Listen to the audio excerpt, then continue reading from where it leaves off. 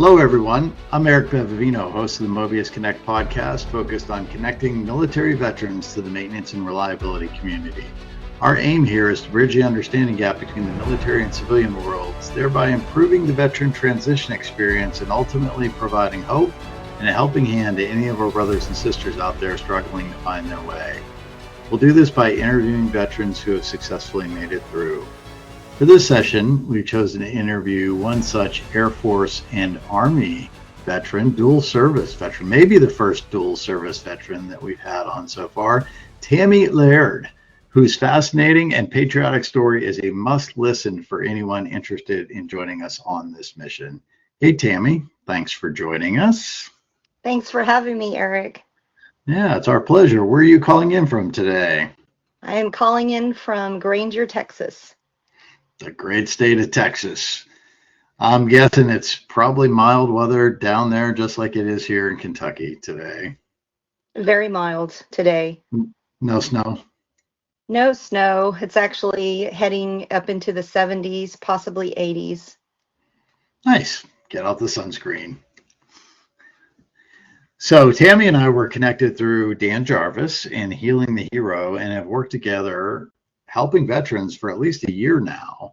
I've enjoyed working with you, Tammy, and your friendship throughout. It's been great. Lots of fantastic territory to cover here, especially for those interested in assisting veterans with trauma resolution. So why don't we start with who you are and what you do today, and then we'll dial it back to the early years. Well, thank you. First and foremost, I'm so thankful for your friendship, Eric, and just the work that we do is just a tremendous blessing. So what I do currently, I am a wife and mother. I am also a homeschool mom. My youngest is older now, so I don't do as much as I used to do. Now it's more kind of behind the scenes. I'm more of a coach and making sure those transcripts and things are done so they can graduate. Um, and I'm also very engaged with editing. I'm also a book author, so I help edit books. And I'm also with Healing the Hero, which that is probably what takes up most of my heart and soul and all that and of course my family. So that's pretty much it in a nutshell.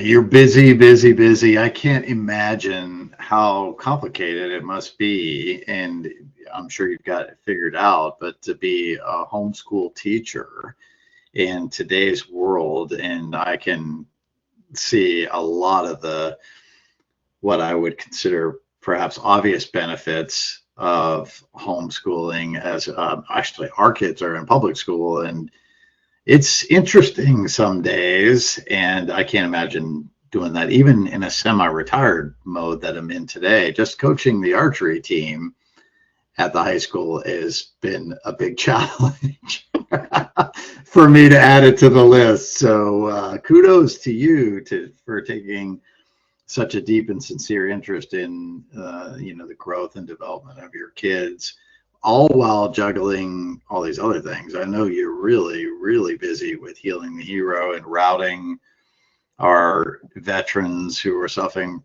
from post-traumatic stress and other emotional issues to coaches who are available and who care. And sometimes there may be more of one than the other, and you fill in the gaps and actually ride shotgun alongside, as you have with me in some of these sessions, to really accentuate the experience for the veteran and help them get over the edge, as well as helping the coach. So did you get some of this mentoring, this leadership from your time in the service, or is it go more deeply into your family? Did you grow up in a service oriented family with the military or something else, or what did that look like? So I've probably been more military than I have civilian. I grew up in a military family and just that was my normal. So when my dad retired, that's when I could feel that lack of continuity. Mm. And so I think that was 6 years after he retired. Then I went, or actually 5 years, I went and joined the Army. So with their signature, of course, my With their parents' student. signature. Now, do I remember correctly? Was your dad in the Navy? Was that correct, or was he I'm in sorry, another? Eric. There is no Navy in our family. None whatsoever. Actually, I take it That back. totally okay. I do have a cousin that was in the Navy. A lot of friends, but no, my father was Air Force. Okay, fantastic. And what did he do in the Air Force? He was finance. He did, accounting, chair commando. No, well, that's really important. How many millions or billions of dollars go through the procurement system and all that type of stuff for all military branches, but the Air Force in particular with multi-million dollar jets and everything that goes into them, right? So pretty neat stuff. So I'm taking it that he retired when you were maybe just a teenager or tween or something like that, and then did you go into the service right out of high school then, or did you? Yes, I did the Okay, delayed entry program, and I okay, went into the Army Reserves. nice. And what did that look like? What was your experience in the Army Reserves? Did you do anything fun, or what was your MOS like? What happened there? Well, my MOS, 97 Bravo, counterintelligence assistant slash agent. We didn't get our badge and credentials till we were 21, so um, it was something to look forward to, I suppose. And uh, Fort Huachuca was the base that we went to. Boot camp was at Fort Jackson, and it was probably one of the most, ironically, liberating experiences up until that point. I found so many dear friends. I still keep in touch with quite a few of them. So my army experience is something I will always treasure, and I'm just very grateful to have been a part of that. Where is Camp Huachuca? I'm not familiar. Sorry. It is in Arizona, kind Okay. of right outside of Sierra Vista. Hmm. Neat. And the intel community then, that's where you started out? Some sort of Yes. intelligence gathering? Yeah, or counterintelligence, I guess, right? So counterintelligence. Fascinating. Did you find that fun, interesting, boring, or did it depend on the day? There's a lot of different emotions for that job. Mm, Overall, I would say it was very fascinating, and just because of the people and what we were doing. So I would say fascinating more than anything else. Just people watching and people observing and connecting all the dots. It's it can be quite extensive. a It can little bit also like, be, oh, sorry, go ahead. Yeah. oh, go ahead, kind of like, I was gonna say, I imagine it's kind of like detective work, perhaps, or surveillance, of people who may be, under some sort of suspicion for doing either things against the state or foreign actors or whatever. And I don't want you to tell us anything that's classified for sure, but that's immediately what comes to mind, and that's kind of cloak and dagger stuff. That's kind of cool. Yeah, yes. right on, right on. So, were you a reservist then? Did you have like a civilian job and then a reserve job? Is that how that worked, or were you full time Army at that point? So I was a reservist. Desert Shield, Desert Storm was kicking off. And Mm. because of that, it was logical to just keep the students that were National Guard or reserves in place. And so originally, I believe my time was supposed to be trained to be an assistant, but because the ground war had just kicked off and we didn't know, nobody knew how long it was going to last. So it made logical sense. Every unit just let all the reserves and guard to just continue with training. And that's why Mm. when we were released from active duty and sent back to our units, that's why all of us are considered veterans, because we exceeded that time, over 180 days to be considered a veteran, rather than, like on active duty. And Oh, then when we went interesting. home, we were issued DD 214s, even though we were still in the reserves, so, or National Guard. Oh, good. So did you do a deployment then, or just mobilized in the States, or would you go to I don't know, where'd you go over there? Saudi Arabia We all or just, Kuwait? Yeah, yeah. we, all of us, because, I kept tabs with people, and we all returned to our units. And because the ground war was very quick, definitely not quick for the people over there, but Mm. for us that we were just in our units drilling and waiting, it was very short comparatively. And then we just continued our mission stateside. Gotcha, gotcha. And then how did you transition to the Air Force? Was that right away after your Army commitment, or was that somehow or was it the Air Guard, or how did that go? That went where I had a hard time deciding. I knew I wanted to be an officer. I knew I wanted to serve. I wasn't sure which branch. The Army, I did do one semester, did Army ROTC, and then I had done the Air Force ROTC first. And then I was kind of unsure because I didn't really want to leave my Army roots or my Mm. reserve unit, but at the same time, I had to make a decision, which one.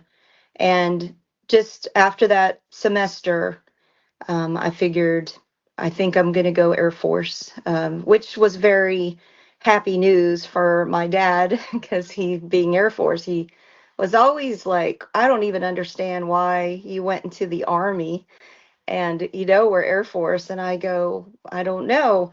Maybe God has something to do with that. And I just feel very led to follow and go to the Army. So after making that decision, then I was released from the Army Reserves and I went and contracted with the Air Force ROTC program. And once you establish that contract, then you are basically signing up for the Air Force. I was on scholarship. I did all the things that were required and then received my commission summer, of, I think it was 96. Cool, Wow, that's cool. even before the 2000s. Yeah, Hard to right. believe, isn't it? You're almost getting into my territory there. Not quite, not quite, but almost. Yeah. Well, that's fantastic then. So you earned a degree then at what university was it? So it's University of Texas at Arlington, Okay. and we had a crosstown agreement with Texas Christian University. That's where the Air Force ROTC detachment, um, and they also had an Army detachment there too. I just went Air Force instead. Nice, nice. Well, and then that commissioned you, I guess, as a second lieutenant in the Air Force once you graduated. Is that correct? Or did you That get is some? correct. Okay. And you had prior service time, so that carried along with you, which is great. And then did you get a degree in teaching? This is just a guess, No, but it's since actually a funny story how this then, came about. So originally, I actually had several majors, as we all do, as we're trying to figure stuff out. Yep. So Yeah. originally, I was going to be a nurse, and I had done the nursing program. Like well, I wasn't in it. I was just taking the preliminary classes. And as a cadet, we went to Dyess Air Force Base on a kind of a field trip, and got to shadow active duty officers. And my roommate and I, she was pre-med, I'm nursing, and we shadowed the surgeons. And I remember just being in a surgery. Um, it was a gallbladder surgery, and everything went fine until the very end when I asked a question, because I'm known as question woman, always have questions. And I just said, "Can we see the gallbladder stones?" And the surgeon said, "Oh, sure, not a problem." And he did some things I need not share that. But then he put them in a cup after, and he shook them, and he goes, "Hey, we could play poker." And there was a another nursing major, and my roommate and I had to catch him because he was like passing out. And I just thought to myself, "Ooh, why does my stomach feel kind of queasy?" And that's when I just thought, I don't think this is going to be a good match for me, because I no. And the next day, I thought about it, and the next business day, went to the VA on the campus, and I just said, "So I need to change my major." And during that time, my major changed from criminal justice to political science.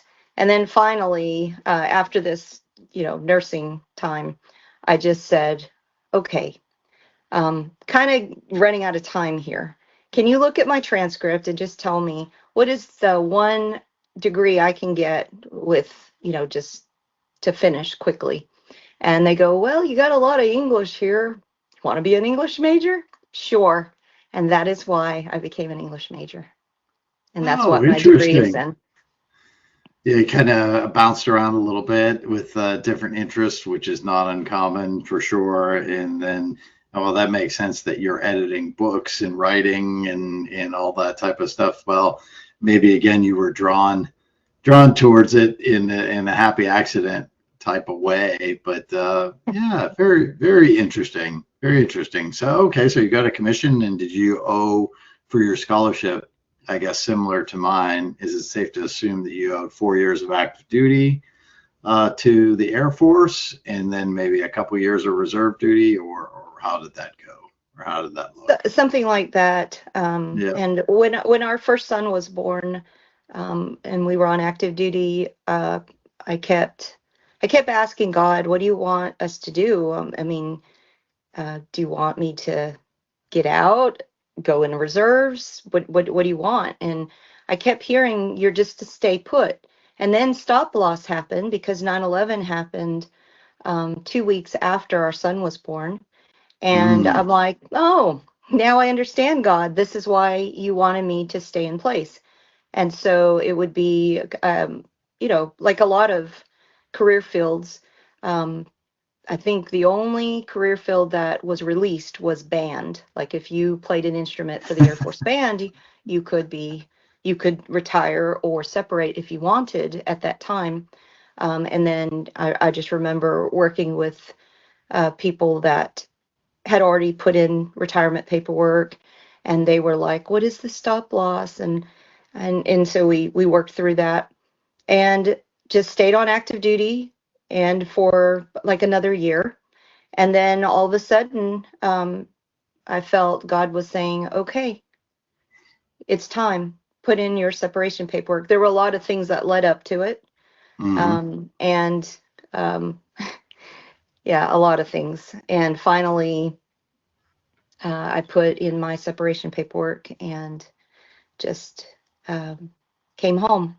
Went on terminal leave, and that's when the real journey began, I guess, as far as that transition. That was quite brutal, for just leaving the one dream job, you had growing up, the one job that you never wanted to leave. And yet I felt very much like God was asking me to step away and to do what he was asking me to do. So that's a whole other story. Well, yeah, and it sounds like, or you found your husband, or maybe you were already together before you got into the Air Force, but it sounds like your husband was in the military at the same time. He and I met at my old Army Reserve unit. He had just gotten off of active duty and he had joined this unit and he was going to school. And we just met and had one of those love at first sight moments and just became, fast friends, became pen pals, whole 9 yards. It was a long distance for a little bit. And uh, it was very quick. He proposed within probably 4 months of us Nice. knowing each other. And how long have you been married now? We will be married come March. It'll be 30 years. Wow, that's I know. fantastic. It's Congratulations. Thank you. Meant to be for sure.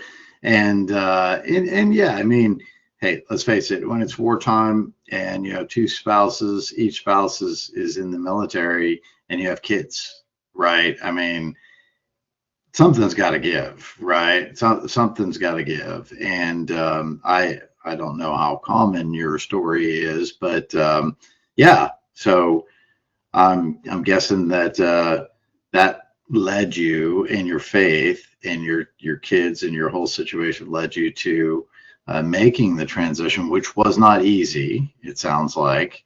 And what was life like after earning your commission in the Air Force and and doing that, and now 9/11 happened, and hey, we're going to war in Iraq, and who knows, and about Afghanistan. I mean, what did you end up doing? Were you like a full-time mom for a while? Or were you working at home doing other things? What'd you do next?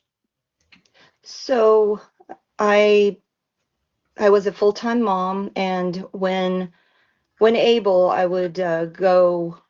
I would take jobs where I could take my son with me. So I was a preschool teacher, a nursery teacher, and um, I would just kind of take on different. I would just help people, kind of the just help other people that were struggling just with various things. So not really too much outside the home, but get with other moms and just be available. And I still That's a kept in touch. yeah, that's a theme, the helper healer, really intuitive theme here with you, and being on that mission for your entire life, and it started early, started when your kids were little. Yeah. Sorry, I didn't mean to interrupt you, but you were continuing to. So you did stuff with preschool and with young kids and with moms, and what Oh was yeah. your yeah, yeah. So just started uh, as the kiddos got older. Then we did uh, community. We would float around as a teacher. We did co-op, so all of us moms would just kind of teach all the kids. Like one of us would take math, another one would take history, and most of that stuff was done at home. But there would be those like the science stuff. I would defer to other people because the whole nursing thing, if you remember. So dissections were just not what I was like, oh joy. No more Hey, dice in a how about cup. I bring snacks and I support you and just smile at you while you're teaching that class, and I'll just be a helper for that. And then I would do like Bible classes. I really loved kind of teaching the kids about the Bible and just the real world application of how God is always with us and how you can find him if you really search. You can find him everywhere. And he is in everything because, nature and animals and other people and so forth. And then, as the kids got even older, then there was, just the leadership parts, and just kind of running, the homeschool group and just taking on that role of just bringing families in, shepherding them. And that was, oh man, that was, uh, that was eye-opening, trauma. There's no one set place. This is where trauma happens. It is everywhere. And Mm. it's with any career field, any person. Um, we see it more for the first responders and the military just because they see more critical events, but it's everywhere because there's, events that happen with anybody. Civilians kind of see it's pretty horrific stuff. The last year I was I guess the homeschool point of contact, the what do we call it? I can't remember, either like co-director or president. Coordinator. Yeah. Oh, Yeah, oh, it was okay. just Yeah. just kind of over everything. I just Yep. remember that everything that could possibly go wrong went wrong that year. We had Mm. several deaths of spouses that were sick. Then we had suicidal ideations with the teenagers. And then I had those that, when you're military, you try your very hardest. It's like do or do not show up on time. Okay. So I had, just that mentality of, okay, this event starts at 10 o'clock sharp. So that means you need to be there 5 minutes before. Okay, and I had just folks coming in a little bit later, and it's like, and then I'd have to remember that you're not doing bombs on target. These are just families, and Right. sometimes things happen and they can't get to their formation when they're supposed to, And so it's just everything kind of came to a head. And that was when my husband said, I think it's time for you to step down from this because it's just too much, and you're just not, it's just too much for you, Mm. it seems like you're doing kind of everything, and I'm like, yeah, feels that way sometimes. Anyway, after that, that's when it was one more event and everything went wrong, and I lost my voice for like 2 months. I mean, it wasn't laryngitis, but it was a nervous system shutdown where I Mm. just physically couldn't do anything more. And I was like, oh my gosh, I guess I'm a little worn out. And I went to the doctor and, got the steroid shot, took all the things that you're supposed to take for laryngitis. It wasn't getting better. And I was supposed to sing. My son was playing drums and I was supposed to sing with him. And I'm like writing him a note. I go, you need to find a backup. I'm not going to be able to sing. I'm sorry. And 2 whole months. That was wild. But I did learn quite a bit from that. I learned that you can only control what you can control. And there are a lot of things that are just simply out of your hands, and you can't want, um, even though you want the best for everybody, you can't want it more than they have to want it. And, you know, you have to know when to help and when to step back because you don't want to be an enabler. And, at the end of the day, we all have to give an accounting of how we lived our life. And why would we want to hold anyone back? If you really love someone, you'll let them be and you just let them be. And that's a lesson that I have had to learn multiple times just because I love so fiercely and I don't want people to suffer. Yet at the same time, I'm doing them an injustice when I, do my best to help them. If they don't want the help, I need to just back away and let them be. And so Mm. that's just Mm. kind of a thing that, a friend of mine, he reminds me, it's not your turn. And I know that.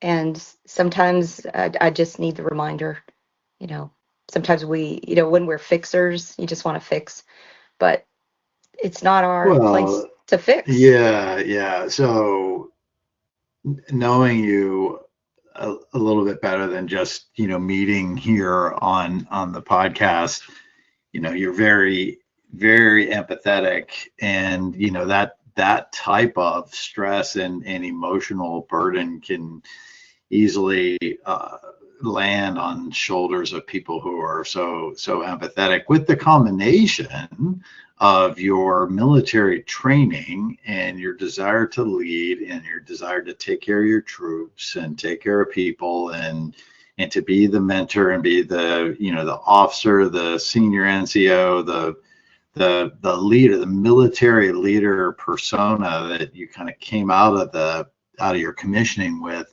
If that energy has to go somewhere, right? It can't just like, it's not just like going to collapse on itself. Highly talented, highly capable individual, now in a completely different role, maybe applying some of the same standards or maybe all the same standards and trying to make it work. And it sounds like you were frustrated, you had some frustration, it led to like really sort of overworking, and you can't take care of anybody else until you take care of yourself, right? And it's perhaps a sign of either your body telling you, or the universe, or God, or whoever telling you that, hey, you're not going to be able to talk for 2 months. That is going to slow you down on purpose, and maybe it'll give you a chance to reflect and figure out what's happening here. And I think it's wisdom,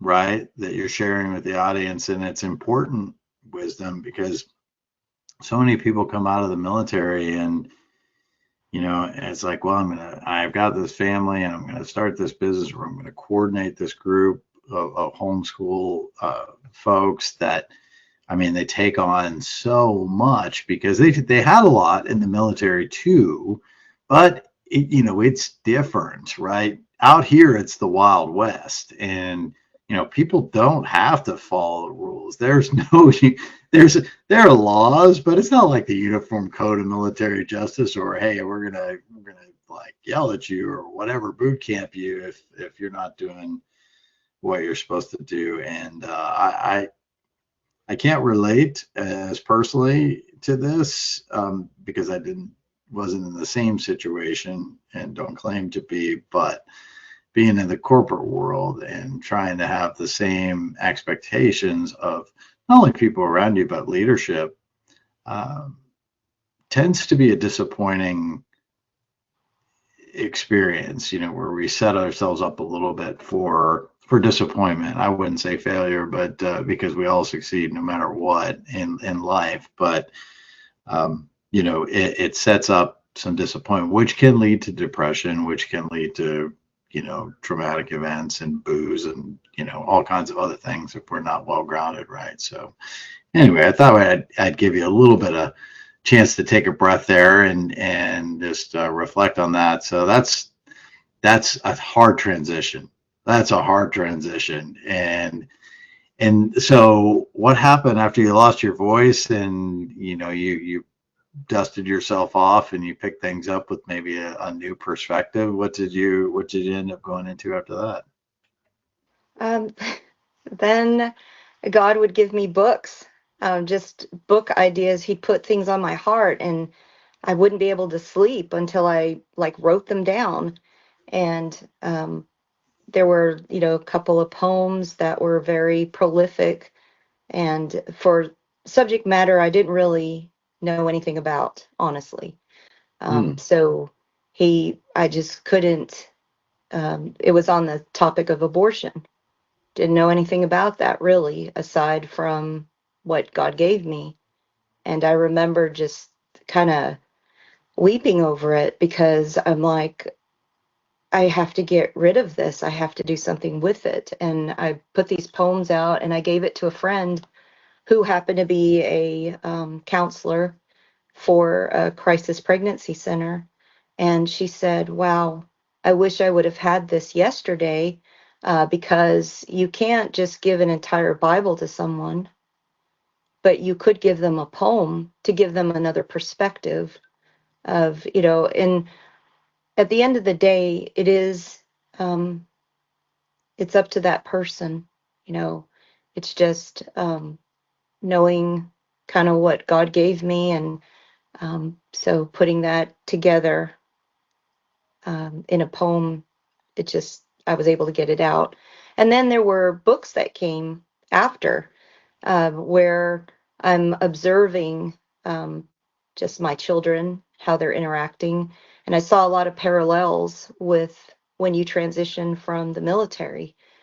Just the, I call it an amputation of your heart, because you're no longer in that atmosphere of camaraderie, community, connection. You're kind of very much, you feel very isolated, even though you're around people.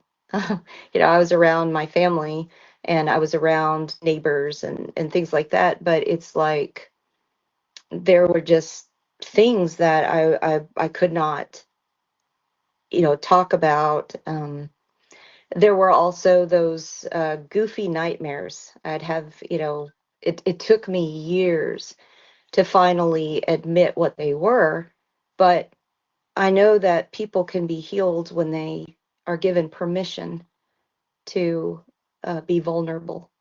So Mm. mine is a very silly, by my own definition, it may not be silly for some. When I compare, and that's why you should never compare, because comparison is a thief. But I don't have any combat dreams. Mine are all, my troops are in trouble and I can't get on base. I can't get to them.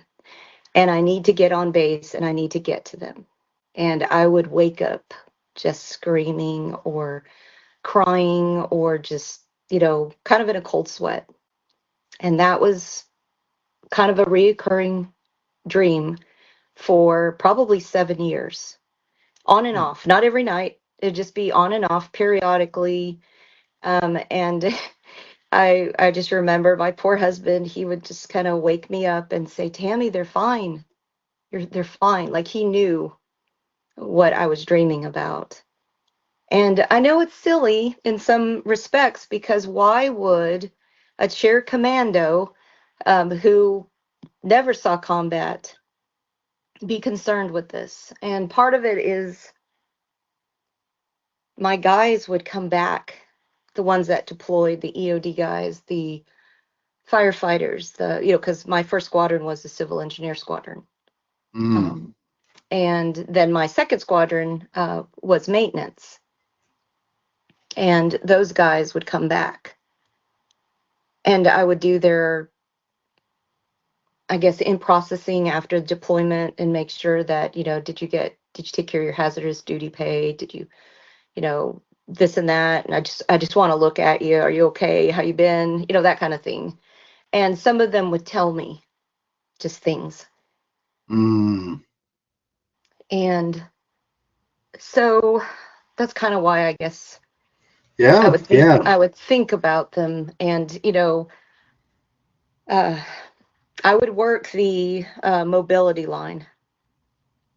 And some of it would be funny, because I'd go, hey, you seem to be missing something. What is it, ma'am? Where's your gas mask? Oh, I left it in my locker. Oh, okay.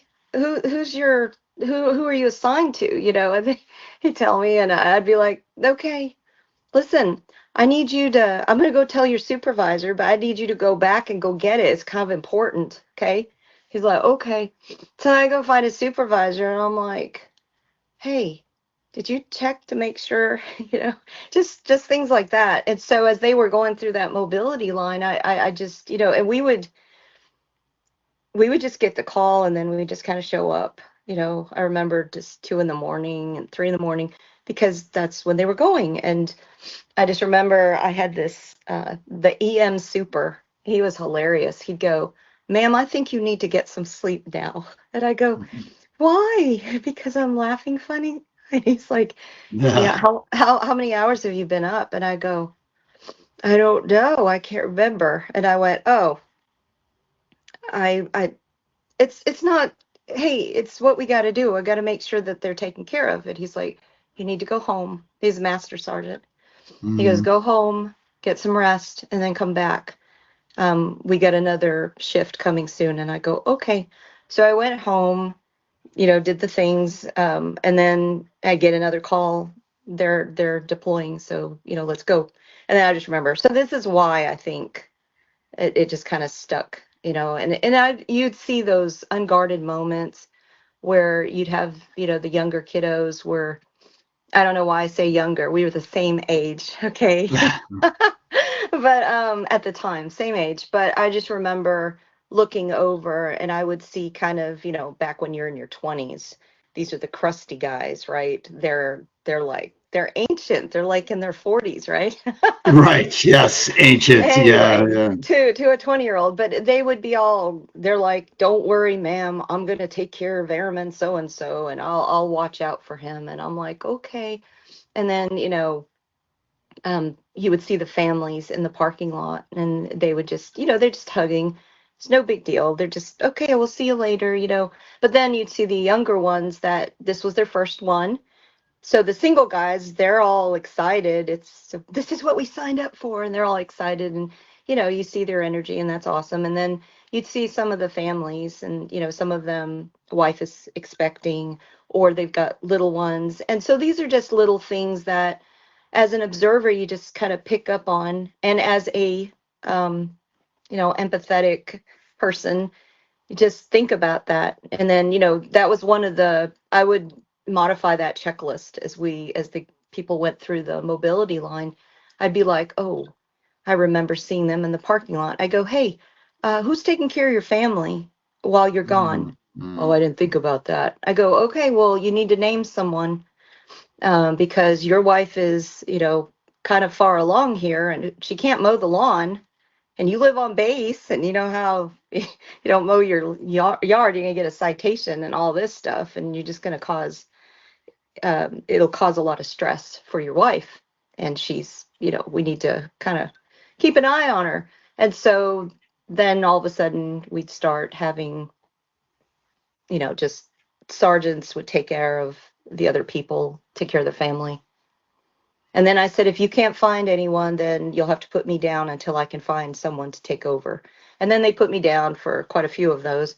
And then I would go to the flight. They're like, um, gee, ma'am, what are you doing here? I'm like, I need someone to take over someone's family. So, I got, a couple guys here that they didn't know who to put.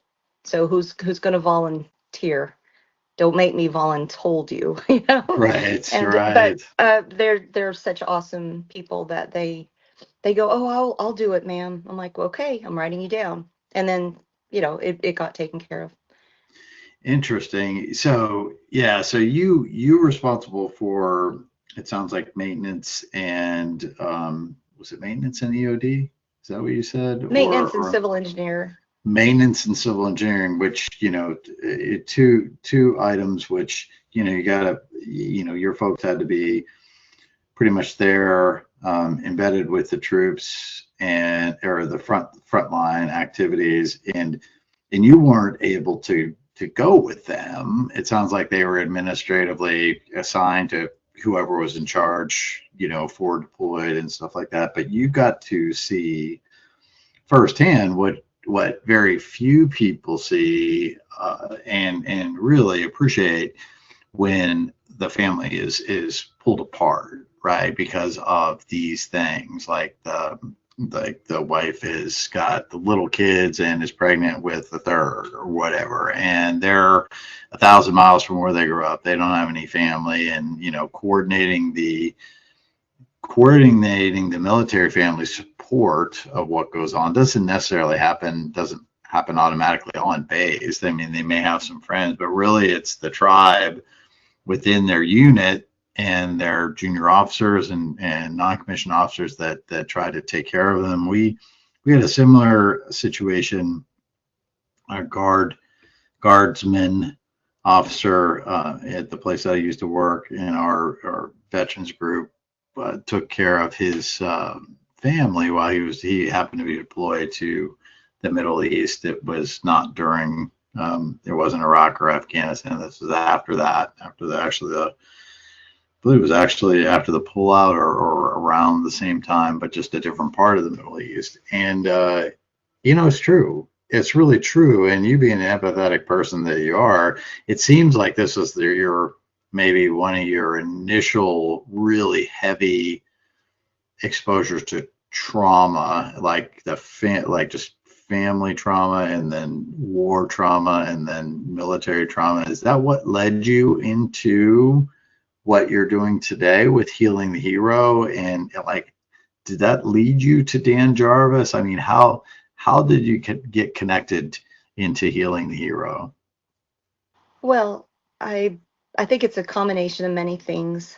Prayers prayed over the years, just that there has to be some other solution to help heal the hero. Mm, And I know it was definitely a divine appointment.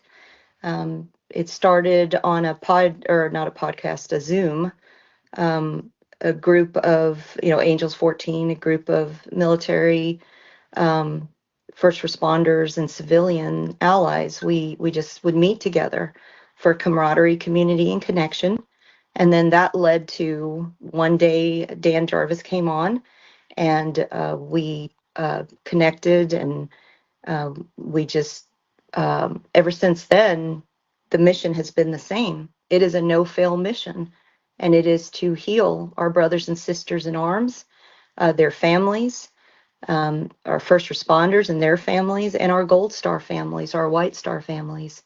And, there is, um, it's such a joy when you have a solution. And one of the reasons I wanted to do this podcast was, one, because you're my friend, but two, to get the word out there that I wish I knew all the things that we know now, mm, Eric, um, that I could just go back in time and, find everyone that I saw that was, I do have a list, and I'm literally working that list. I was able to work with one of my airmen. I've worked with several sergeants just over the years. And it's been such a blessing. Some of I even have some wingmen that I've actually been able to work with, counterparts that I'm just like, hey, let's do this. And because they have that rapport, they trust me. Just like when you work with people, and it's really that simple. All of us having rapport with those that we care about and love. um, if we could just get them to trust us enough to do this, to do the Healing the Hero um, process, then they will be healed, and no more anxiety, depression, post traumatic stress, and to be able to get their lives, more abundantly. The scripture that always comes to mind is that, John 10:10, the thief comes to kill, steal, and destroy. Jesus said, but I have come to give them life and life more abundantly. So to be able to remove that, all that past stuff, and let people be able to sleep again and not have the trauma or the anxiety or the depression, and get rid of all those negative things, they will live that abundant life, and they are living that abundant life. And that's why this is just so incredibly important. And I could go on and on and on about the goodness of God, and being able to, Dan Jarvis has done so much to heal our heroes. Just, he's literally stewarding what God has given him, and it's absolutely phenomenal. It's amazing. without a doubt, and bringing in the like the tools, like the I don't know if you call it a helmet, but like a headdress with the EEG monitors and before and after, which is, folks can listen to the podcast with Dan here on the Mobius Veteran Connect or the other podcasts that he has done to get more of a in-depth description of the process and the methods and everything that Tammy is referring to, which is successful almost 100% of the time, or I don't know what the number is, but it's a great majority of the time. It works. There's no waiting. It's not, drugs to numb you up or, send you on your way or that type of thing. So, yeah, absolutely. It's a great, great organization, great protocol for those who are religious and those who are not religious. You can have it either way, but having faith does help out quite a bit in this process, and it seems to dovetail very nicely in the overall making sense of living your best life and really moving along and becoming yourself again, right? Becoming yourself and pulling people out, whether it's family members, first responders, veterans with post-traumatic stress, lots of different people that can be helped and for free, right? For free. Just And takes yeah, a phone no call. Yeah. content, no content. It's hmm confidential and no cost. Yeah. Right on. Right And on. quite simple Fantastic. too. Just Yeah. go to healingthehero.org and that blue button that says heal here, you hit it, a form will come up and you just fill that out and then we reach out very promptly. And that's usually you, right, Tammy, you as the sort of the center of the universe on this. I know Dan is the leader, but Dan and I yeah, both, yeah. yeah, both of Okay. us, we get that form.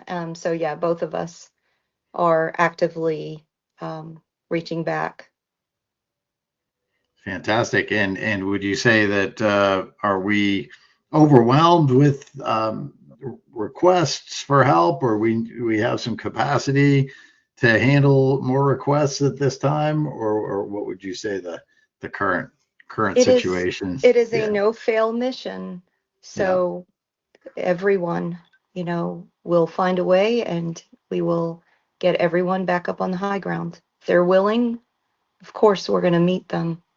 And no greater joy than to see another brother or sister completely healed, restored, back to normal, or a new normal, even better than normal in some cases. So it's kind of exciting. Yeah, fantastic. And I believe the training is available for people who want to be coaches, mentors, peer coaches through Ambassadors, yes. ambassadors through the process as well. So if folks want to contact you, Tammy, you think that is it the best way through just punching the blue button on Healing the Hero, or are you Yes. you're also on LinkedIn, right? I am on LinkedIn. I'm on Facebook. I have we have the Healing the Hero Facebook page. I also have an author page, Tammy Lynn Laird. People have contacted me there. It's probably the most expedient is that Heal Here button on the website. Fantastic. Fantastic. Well, thank you. And so we're kind of wrapping it up here. We're sadly at the end of our hour. What haven't we given you the opportunity to say that you wanted to say during this brief 60-minute interview here? I wouldn't say it was brief, right? It I'm goes kidding. so fast. It just goes so fast. I mean, whenever we're talking or we're working together to help somebody, it's like the time melts away, right? That It is just true. That's really very does. true. I guess I would just, I want to say Merry Christmas, Happy Hmm. Hanukkah, Happy Kwanzaa. I mean, just happy holidays to everyone that's listening. Know that you're not alone and that you are loved, you are valued, you are thought of, and we're a message away. Beautiful. Beautifully said. Thank you, Tammy. And we You're welcome. we sincerely appreciate you taking the time to talk to us and help us on this mission. That's going to wrap it up. Again, we thank you, Tammy, and thank Mobius for providing this platform to help both transitioning vets as well as those looking to hire them.